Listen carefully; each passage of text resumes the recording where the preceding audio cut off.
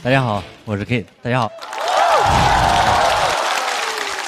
非常喜欢大刀的表演，但我今天带来的还是传统脱口秀啊。过去1年一直在演出，前两天演着演着收到一条观众的私信，问 Kid 今天演完可以 SD 见一下吗？有人知道什么意思吗？什么意思？Stage door 问你能不能在演职人员入口和你合个影什么的 SD， 我哪知道啊？我哪知道啊？想半天给人回过去一个，行，有机会我们山东见吧。SD， 因为我们现在观众太年轻了，我的私信里还有很多说 Kid 啊，刚毕业很迷茫，不知道老家和大城市哪里好。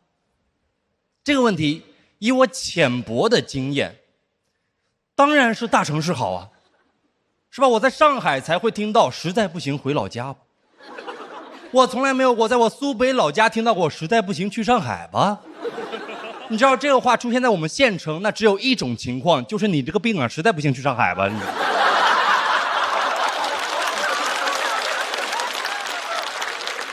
我是18年带着辛苦攒下的1万块来到了上海，来了发现在这里生存比我想象的困难。首先你从县城来，你对上海就没有概念。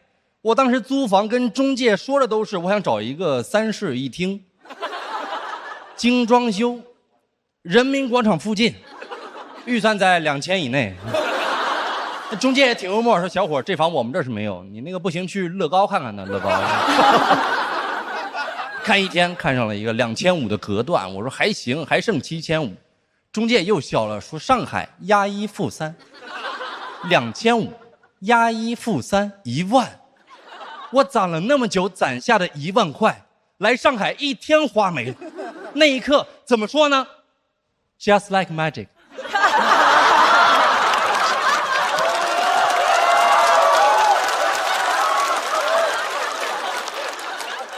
哦，这么个魔都是吧？这么个魔都，咬牙租了。我说也不能灰溜溜走了呀，没钱用，这只能变卖一些以前买的球鞋、潮牌衣服。日子越过，衣柜越空。有天打开衣柜，我都绝望了。我说这是没灰溜溜的走，怎么要光溜溜的走了呀？怎么净身出户了呀？最后撑下来了，没有回去，因为我知道老家也不是100%安逸顺利，老家有老家的困境。大家这2年总在说大城市牛马惨，有人关注过县城牛马吗？做6休1，没有社保，想换也换不了，那工作都是父母隔了好几层关系给你求过来的，压根没有跳槽的概念，你就在这槽上躺平一辈子。是吧？最关键的是你在上海当牛马，老板还只会让你干活，你在老家当牛马，每天都有亲戚逼你配种啊。我现在每次回家，我都得用上海牛马的话术应付苏北牛马的活。人生大事你得放在第一位。我说收到。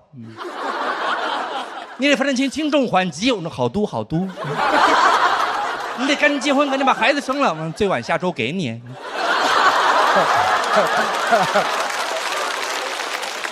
家里也不一定能帮得上你什么。有个说法叫县城婆罗门，意思县城是种姓制度，那些资源都被各大家族企业垄断了。小刘爸爸生产，小李爸爸出口，小孙爸爸做账，小赵爸爸查账，是吧？几个爸爸组成一条 deadline， 是吧？他们的生意都做得很大，每天都是以万为计量单位的。而我爸每天的生意，那计量单位就不仅有万了，还有饼条，是吧？有些人生下来就是婆罗门，有些人生下来就缺一门。所以对于家里没有背景也没有买卖的我们来讲，也是被迫留在大城市的。没有背景就只能北京，没有买卖就只有伤害。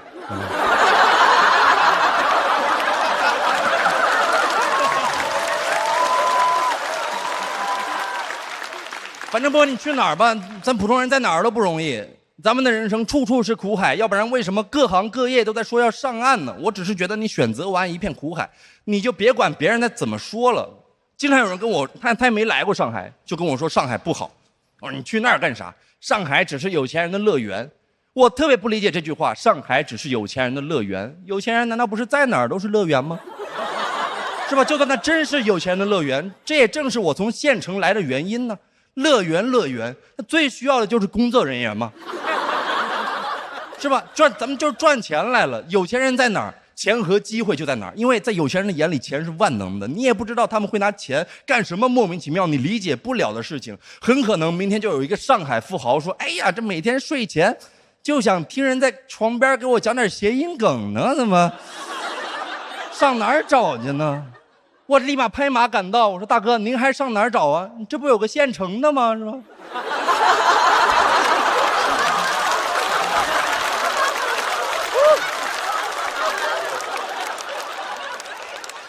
他们又说，在上海生活的人都冷漠孤独，这确实是。但我觉得咱们得辩证的看这个问题，冷漠也就意味着咱们的所有在上海发生的所有的困难都是自己解决的，是吧？你在上海都能活得下来，你就不会死在其他地方。这些年发生了这么多事儿，是吧？每天咱们不还照样在这儿上好班、做好事、拼好饭吗？是不是？它会拉高你被困难打倒的影响的阈值，因为困难它不会一个一个来的，非常有可能有天60岁的我躺在床上醒来，发现在同一天父母离开，老伴儿也走了，子女也不管我，上网一看又延迟退休了，是吧？我在上海生活过，我也能保持那种松弛感，我会做的第一件事也是那先搞杯咖啡喝喝吧，是吧？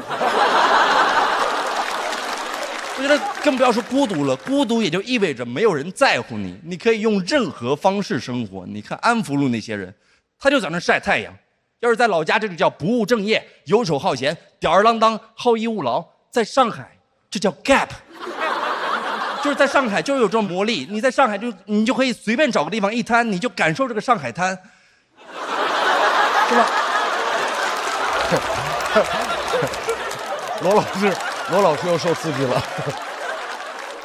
没有人在乎你什么工作，结没结婚。我那个房东奶奶70岁了，没生没嫁。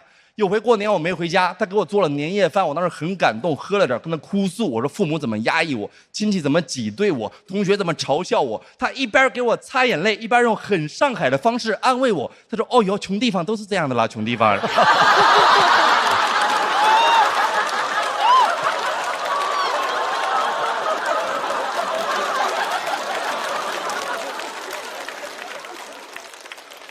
我为什么想讲这个？因为这2年我身边有很多朋友离开了上海，这其中包括我的心理医生。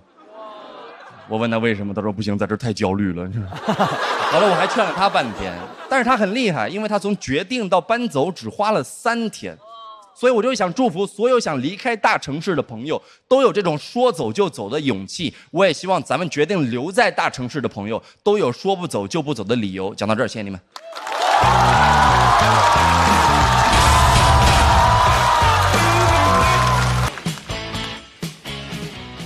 Hello， 大家好，小丽 ，Hello。我今年45岁，一直没有结婚。我每次我说我不结婚，别人都会问我为什么，我也找不到理由。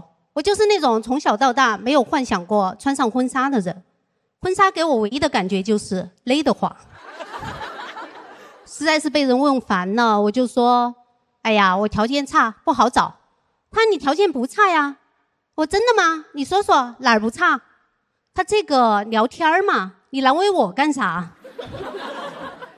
但是不结婚真的会遇到很多问题，就他们现在问我都不会问你有没有结婚，有没有小孩，他们会直接问你小孩读几年级了。为了应对这种情况，我就给自己虚构了一个年满10岁的孩子。我都不需要虚构太多信息，我只需要说成绩好就赢了。你小孩读几年级了？4年级，成绩啊也一般。虽然年纪是第一，但放到整个成都市来看的话，不过是个第3名。一般说到这儿，就没有人会继续问下去了。没有人想分享别人的成功，他们甚至怕我想继续往下说。还有人问我老公是做什么的，遇到这种情况，我就不会给自己虚构一个老公，因为我觉得虚构一个小孩很简单，但是虚构一个男人太难了。我虚构的太好了，别人不相信；我虚构的太真实了，越虚构自己越生气。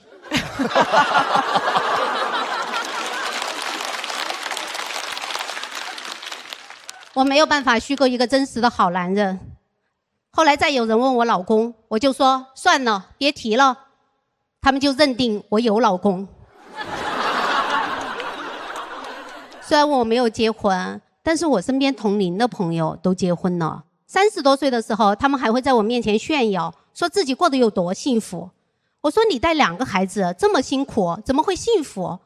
他说虽然辛苦，但是每天早上起来给他们做饭，送他们上学，接他们放学，做饭，辅导功课。当终于忙完了，躺在床上看着他们的时候，真的觉得很幸福。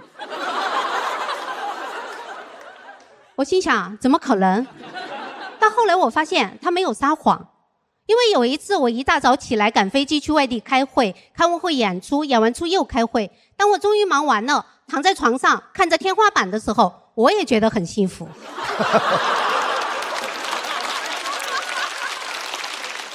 人在辛苦劳动之后休息，就会觉得很幸福。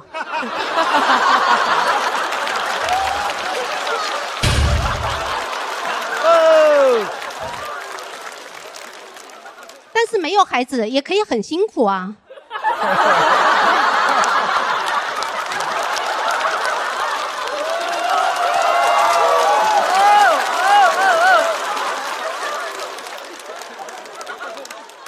有个工作就行，用工作代替孩子，不光可以辛苦，还能赚钱呢。你拿到钱的时候，还能真的幸福。还有朋友早上6点就起来给她的老公和孩子做饭，然后拍照发到群里面，大家都在赞美她，羡慕她，但是我没有说话，因为那个时候我还没有醒。所以他就艾特我说，他说我这种有老公孩子的幸福是你没有办法体会的。大概12点多钟的时候，我终于醒了。我看了一下群里的信息，回了一个刚醒。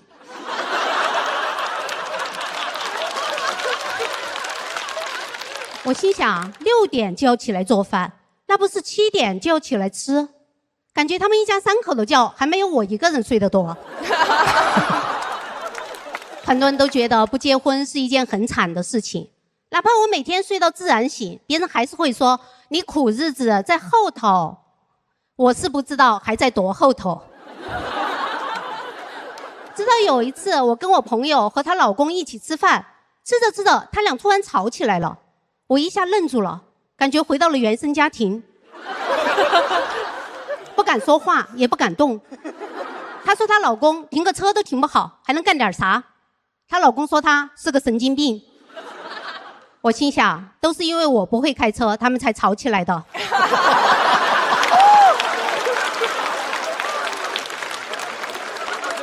我要是会开车就帮他们把车停了呀，我要不要去学个开车呀？想到这儿我觉得不对，我又不是8岁了，所以我转头对我朋友说，你们离婚吧，我跟你。后来我跟他说，你以后别带你老公了，我受不了夫妻吵架。他果然不带了，只是每次一坐下就开始骂她老公，感觉她老公不在，但是又无处不在。每次都哭着说她要离婚，一哭好几年又不离。原来离婚这事儿她只跟我说了，没有告诉她老公。当然她有时候也会关心我，跟我说，哎呀，老师我是在倾诉烦恼，有点不好意思，你有什么烦恼也可以跟我聊聊啊。我没有烦恼。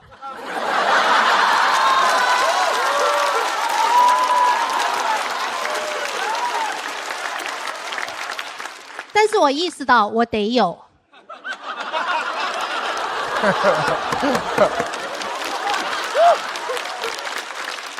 因为烦恼就是我们友情的投名状，我只好虚构烦恼。我说我跟我妈吵架了，她说我也是，巴拉巴拉巴拉，就把话题接过去了。我心想，幸好她方方面面都有烦恼。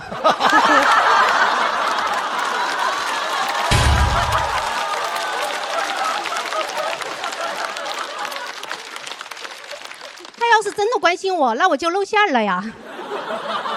前几天跟几个朋友一起去吃烤肉，其中一个朋友非要等她老公来了才能吃，其他人也说好啊，等她一起，反正现在也不饿。我心想，来的路上不是都饿了吗？怎么闻到烤肉香就不饿了呢？我想反对，又怕别人觉得我一点饿挨不了，延迟满足能力太差。大家都知道，延迟满足能力差的人将来肯定没出息。但如果我再不吃饭，就没有将来了。我想走，又觉得自己太过分了。为什么别人都忍得了，我忍不了？我是不是太在乎自己的感受了？我这个饿了就要吃的毛病，到底什么时候能改？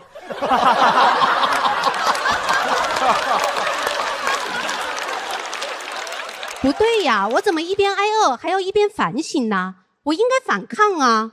等老公，等什么老公？为什么要等她老公？她老公又不是我的菜。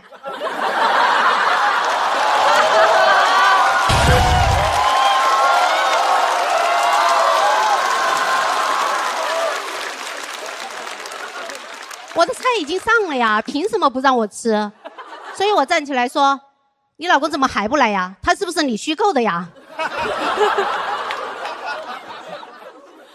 以前为了合群，我要虚构小孩、虚构老公，甚至虚构烦恼。但是不合群又能怎么样呢？反正我这个年纪还没有结婚的，我身边就只有我，没有人知道45岁还没结婚的人该怎么样。那我就可以想做什么就做什么呀。反正我无论做什么都是榜样。谢谢大家，我小丽。大家好啊，大家好，我是英雄联盟解说管泽元。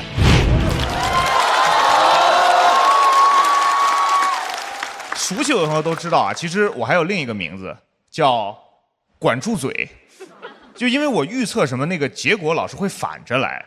所以我也有点好奇，就是为什么今年咱们节目找我来？难道是想让我预测一下对面那个节目办的比咱们这边好？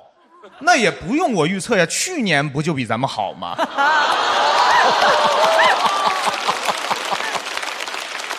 当然，我要跟大家说个实话，就是我预测其实是内心的真实感受。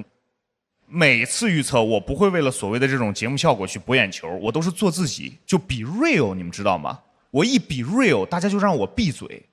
就我一个语言类工作者呀，我一说话大家让我闭嘴，这种痛苦谁懂啊？只有张绍刚老师能懂了。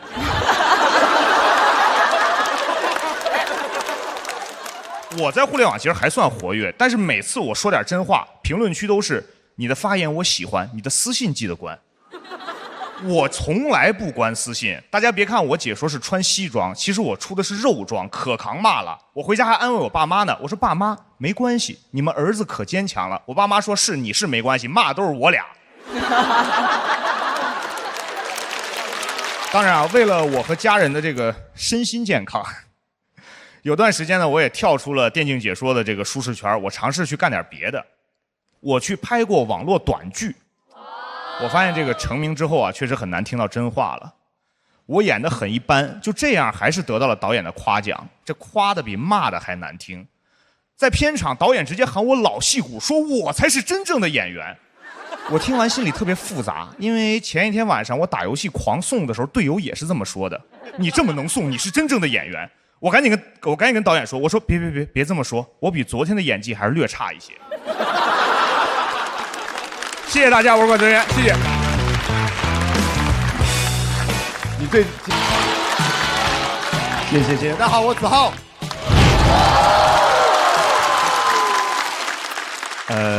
有些朋友可能知道啊，我有个广东人呢，对，广东人嘛。然后其实我在上海做脱口秀做了7、8年了，然后前段时间一直在广东那边做我那个粤语的那个脱口秀。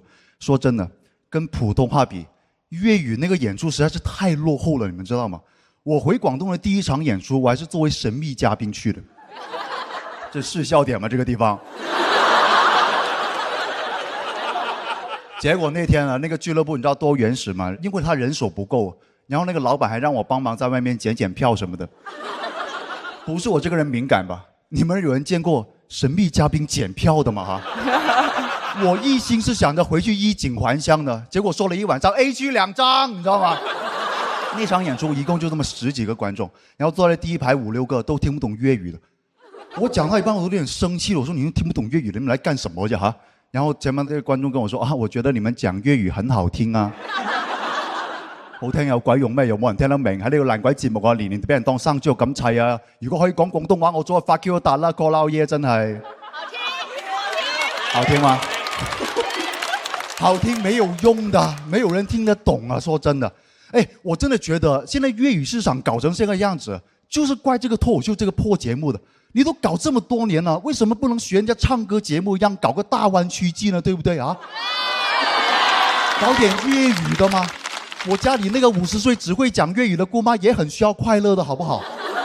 包括我自己啊，我作為一個純種的廣東人，我人生前22年我沒有離開過粵語地區生活，所以普通話本來對我來說就很陌生、很吃力的。就是我來上海之前，我的普通話就是這個樣子了，就是渣渣輝啊、叉燒分的那個水平了哈。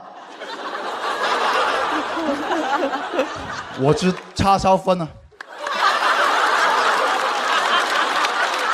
你們知道嗎？我花了3年時間才搞明白"紈絝子弟"這個詞不念"直跨子弟"，你們知道嗎？當然我知道不是普通話的問題啊，就是我沒文化啊。是這樣子的，不是我不好好學普通話了，就是因為我小的時候是香港娛樂圈那個黃金年代，那個時候粵語實在是太輝煌了，就是他們給了我一種錯覺，就是學好廣東話走遍天下都不怕。工作之後發現走了廣西有點卡住了。廣西的朋友都瞧不起我的普通話，你們知道嗎？梁海源都覺得我有口音啊！我真的以前覺得粵語是最厲害的，我甚至會跟身邊那北方的同學說喂，你還不學粵語，你沒前途的了喎，你以後啊出來怎麼混呢？以後講普通話進不了 TVB 的，我跟你說啊，一家人不能整整齊齊的了哈。他跟我說他的夢想是上春晚呢。我說在廣東沒有人看春晚的，沒多少人會看春晚。你們北方人上春晚是光宗耀祖啊，在廣東，我哪怕當天晚上跟我媽說我要上春晚呢，我媽都會跟我說好，那你姑媽拿回來那就是青年走地雞，你吃不到的了喎啊！不在乎，我們根本就。以前粵語地區，你們想想，以前粵語風光的時候，身邊的朋友知道我是廣東的，都會跟我說哇，你會講粵語哦，對吧？好洋氣哦。現在啊，朋友再知道我是廣東的，就會蟑螂好大，你們那邊蟑螂之都啊，廣東現在就是，我說你沒有知道別的嗎？蟑螂會飛咯，你們啊，好恐怖了，你們那邊啊，又大又會飛那個蟑螂。我還知道啊，你們那邊不上班的，對不對啊？天天收租的嘛，對不對啊？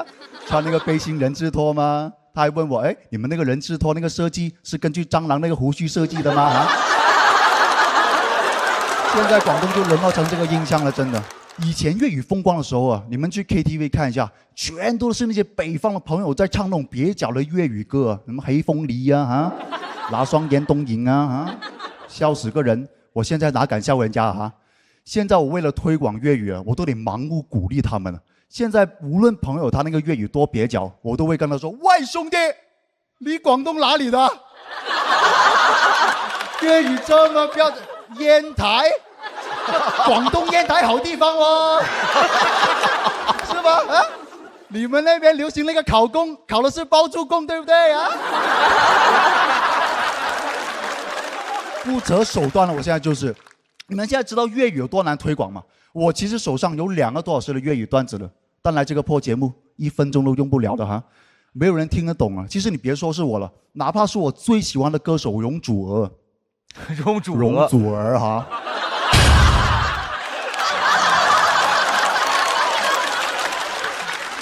他在粵語區都當天后了，真的開了無數的演唱會，幾百首金曲，無數的金曲。一來到內地的節目，又開始揮他那個翅膀了，你們看到嗎？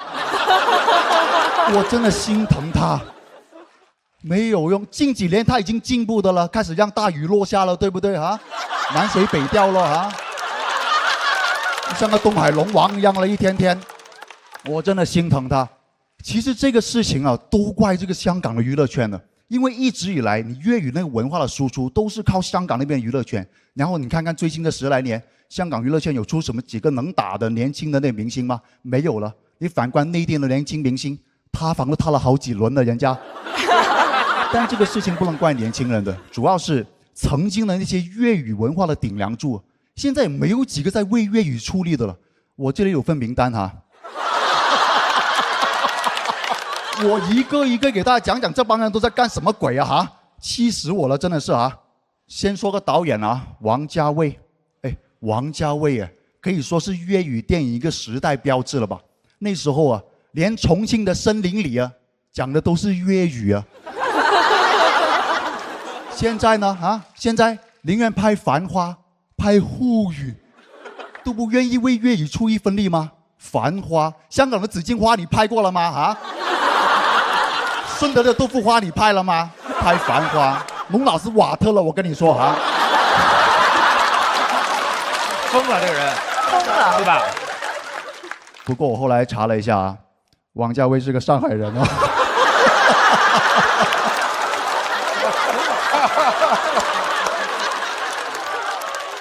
那又怎么样？谁让他以前拍粤语电影拍得这么好啊？啊，一家人不能计较那么多的了。OK 啊，他为了家乡建设，我理解他哈。我最不理解的就是那个谢霆锋哈。众所周知，这个家伙20年来拍了2部电影，最近开了一次演唱会，76年都在做饭啊！不是，他甚至做的都不是广东菜啊！这个家伙，霆锋，你是不是有毛病的？你这个地方啊，你觉得我喜欢你那么多年，图的是你那个报纸烤肠的吗？哈！你知道大家最近还夸他说他越老越有味道了，没想到是原味和黑胡椒味咯哈！我一心想着他能把粤语文化发扬光大，没想到他一直想当中华小当家，这个家伙。霆锋，我跟你说，你是把王菲追回来了，但你已经失去了我了。你就跟你那个女人过去吧，你哈。还有吴彦祖，你也别笑，你最离谱啊！在粤语电影市场最困难的时候，你丫为什么在短视频开始教英语了啊？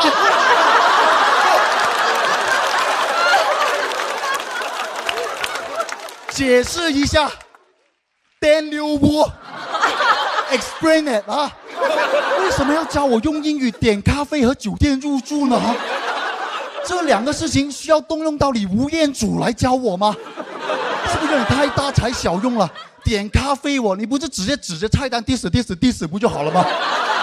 你酒店入住无论前台说什么你就 yes 就好了啦。收手啦，阿祖。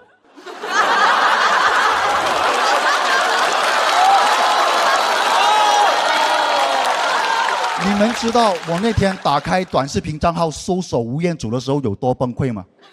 在众多长沙吴彦祖、重庆吴彦祖里面，谁能想到吴彦祖教英语那个是你呀，大哥？英语这个东西谁教不能教啊？你在这里瞎操心什么鬼啊？真的是。但我们粤语不一样啊！现在唯一能拯救粤语的项目就是吴彦祖嘴把嘴教你讲粤语了。能力越大，责任越大，阿祖，真的快回来了，大湾区需要你啊！你把向佐留在内地就可以的了。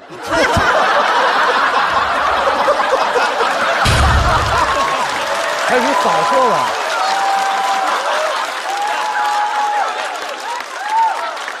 阿祖，我不管了。